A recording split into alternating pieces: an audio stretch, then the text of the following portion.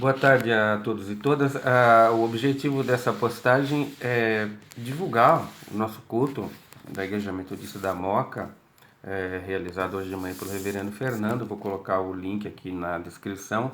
E também a aula da Escola Dominical do nosso irmão Lucas, sobre direitos humanos, sobre a perspectiva metodista, né? E além de divulgar esses links, você que não acompanhou pelo Facebook, você que não acompanhou pelo grupo de WhatsApp da igreja, você pode acessar esses links aqui por intermédio desse canal.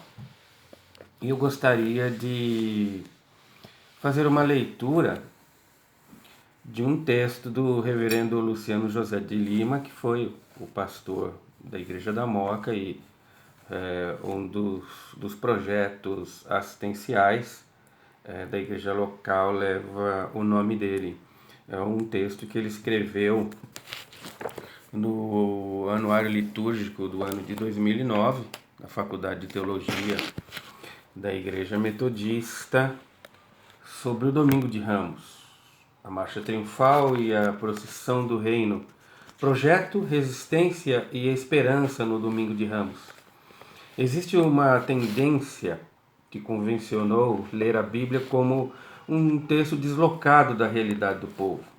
Tal perspectiva formou-se a partir do século XIX e postulava uma reflexão que desconsidera que no mundo antigo afirmações teológicas ou religiosas são grávidas de implicações sociopolíticas e econômicas.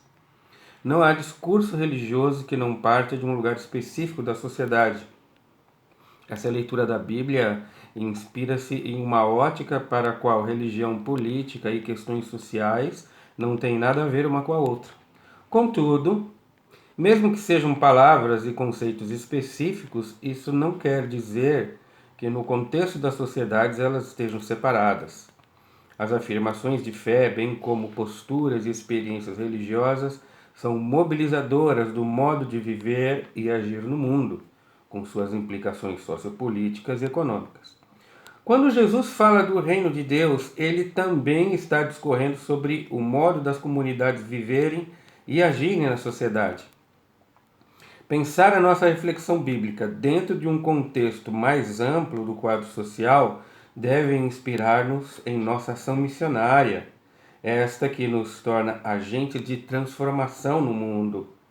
O Evangelho de Marcos, capítulo 11, dos versos 1 ao 11, narram um evento que ficou conhecido no ano cristão como o Domingo de Ramos, acontecimento marcante que dá início à Semana Santa. Era um dia de primavera do que mais tarde afirmou-se ser o ano 30. Jesus e o movimento por ele organizado entravam em Jerusalém vindos do leste, descendo pelo Monte das Oliveiras, uma jornada que tivera seu início no norte, na Galileia, periferia do mundo judaico. É importante considerar que o cristianismo surge na Palestina dominada pelo Império Romano, e é nesse ambiente que o movimento de Jesus proclama o reino de Deus. Através dos mecanismos ideológicos da Pax Romana, proclamava-se também a teologia imperial, segundo a qual o imperador não era apenas o governante de Roma, mas filho de Deus. Tal discurso teológico começou com Octávio, o primeiro imperador romano que recebeu o título de Augusto. Era sobrinho de César e governava de 31 a.C. até 14 d.C., época do nascimento de Jesus. O escritor romano Suetônio, em sua obra A Vida dos 12 Césares, afirmava o nascimento divino do imperador, filho de Átia e do deus Apolo, reforçando uma ideia de divinização de Augusto. Depois de sua morte, foi representado subindo aos céus para ficar entre os deuses. A divinização do título imperial continuou com os sucessores de Augusto, o que inclui Tibério César, que reinou entre 14 e 37 d.C., abarcando o período do ministério público de Jesus. Quando falamos da entrada de Jesus em Jerusalém, nem sempre levamos em consideração que esta se deu exatamente na data de uma outra entrada na capital do mundo judaico, a chegada do governador romano da Idumeia, Samaria e Judéia, a saber, Pôncio Pilatos. Vindo do oeste, precisamente de Cesareia Marítima, cidade onde ficava o governador, Pilatos chegou num cortejo repleto de símbolos que reafirmavam a dominação do império: cavalaria, armaduras, infantaria, armas e elmos, estandartes e águias douradas, tambores que se misturavam com o barulho da marcha dos cavalos, representações majestosas que afirmavam o poder de Roma, a onipresença do domínio divino do imperador. Em época de festas religiosas como a Páscoa, os governadores vinham até Jerusalém para garantir que não houvesse problemas, e o faziam não só com a força das armas, mas também com a força dos símbolos de uma teoideologia da dominação. No contexto da marcha imperial de Pilatos é que se deu a entrada triunfal de Jesus em Jerusalém. O nazareno planejara um contracortejo, uma procissão de camponeses que se encontram fora da cidade. Jesus envia 2 discípulos para buscar um jumentinho que lhe serviria de montaria. A entrada triunfal era uma inversão dos modelos de dominação romana. Jesus recorre a uma simbologia oriunda do profeta Isaías, capítulo 9, versículos 9 e 10.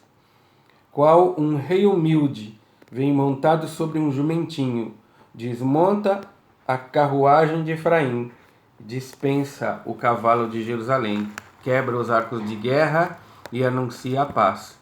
Insisti assim que o reino de Deus não se constrói com a violência protagonizada por Roma, mas se planta com a paz, que na tradição profética é filha da justiça. A entrada de Jesus em Jerusalém expressa um projeto distinto daquele representado pelo desfile militar de Pilatos. Este personifica o poder e a glória do império que escrevia sua história com o sangue dos dominados. Aquele, em sua resistência não violenta, personificava um outro mundo possível, baseado na esperança, no amor, na partilha, na fraternidade. Em suma, este mundo chama-se Reino de Deus. Enquanto a marcha de Pilatos portava armas e estandartes, a procissão de Jesus trazia nas mãos ramos e suas vestes. Cabe uma nota sobre os ramos ou palmas. Na antiguidade, palmas aparecem nas zonas meridionais do Mediterrâneo como símbolo sagrado dedicado a divindades solares. Também entre os egípcios havia se tornado uma referência à imortalidade, razão pela qual eram postas em sarcófagos juntos aos corpos mumificados. Na tradição hebraica, como pode ser observado no Salmo 92:12, a palmeira simboliza aquele que vive na justiça e, no contexto do cristianismo primitivo, se tornará o símbolo da vitória das pessoas que perseveram no seguimento de Jesus, principalmente no caso dos mártires. No mundo greco-romano, a deusa da vitória, Nike em grego e Victoria em latim, era representada portando uma palma. Era normal que palmas estivessem em representações imperiais, como nas estátuas do imperador. O símbolo da vitória, ostentado no mundo antigo, é ressignificado pelos evangelhos dentro da perspectiva da justiça e não do poder, invertendo assim o projeto de mundo vivente. Nisso, os ramos são sinais também de resistência e compromisso. Celebrar e refletir sobre o Domingo de Ramos implica em uma provocação sobre o seguimento de Jesus como disposição em comprometer-se com a justiça e vislumbrar um outro mundo, uma outra forma de construção da realidade. Também nos provoca a repensar o que definimos ser a vitória do Evangelho. Em Jesus, vitória não está associada à conquista do domínio, mas à capacidade de perseverar no caminho do reino, mesmo que enfrentemos o ódio dos impérios. A vitória do reino está em não abrir mão do projeto de partilha e convivência amorosa, não se deixar seduzir pelos esquemas mesquinhos, centrados na lógica do domínio, que reduz os outros a coisas, objetos das vontades imperiais.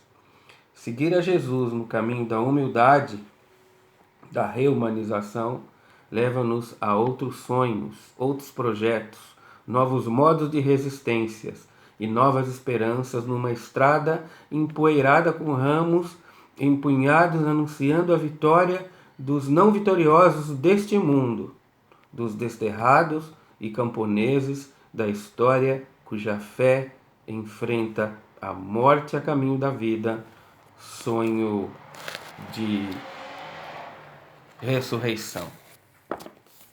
Reverendo Luciano José de Lima, em grata memória, nos brindou com esse texto, com esse destaque para o Evangelho de Marcos.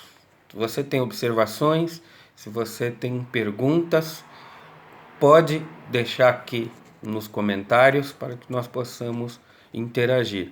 E não se esqueça de acessar o link do nosso culto de hoje de manhã e também do estudo da escola dominical. E se você gostou, se sentiu identificado, deseja acompanhar o nosso diálogo por aqui, inscreva-se no canal, acione o sininho para você ser avisado das nossas publicações e também deixe o seu positivo.